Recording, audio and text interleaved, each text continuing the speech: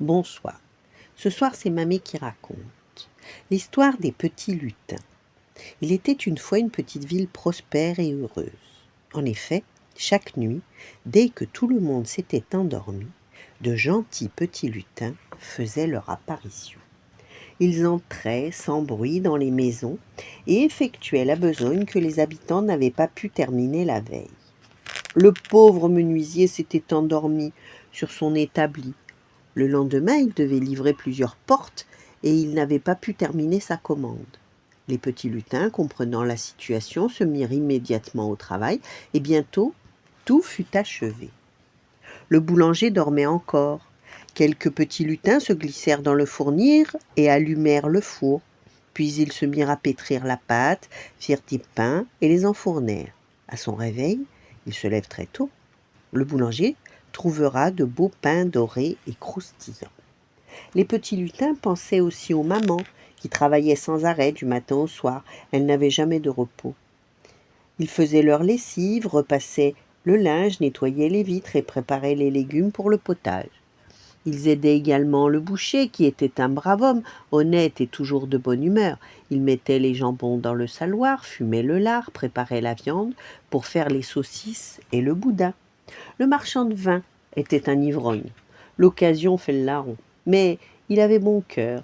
D'autres hommes devaient justement mettre plusieurs tonneaux en bouteille. 5 lutins le firent à sa place.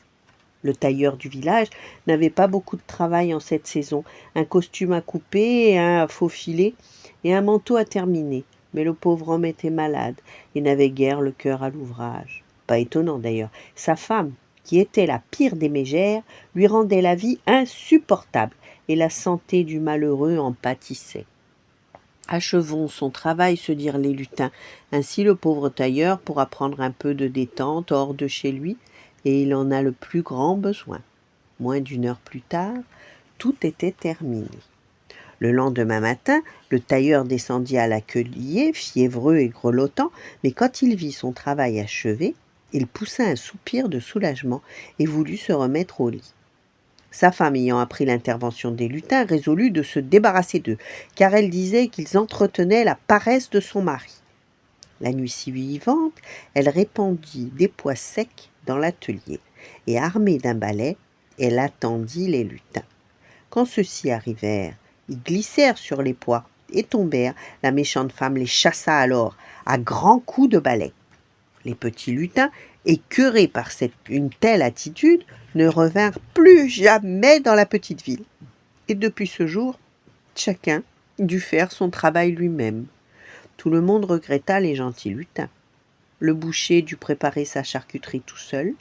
Le boulanger dut se lever de nouveau très tôt pour cuire tous ses pains. Le menuisier fut toujours en retard pour ses livraisons.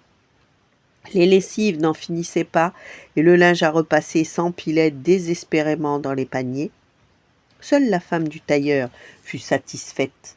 Mais quand les gens apprirent ce qu'elle avait fait au lutin, ils décidèrent de ne plus jamais lui adresser la parole jusqu'à la fin de sa vie.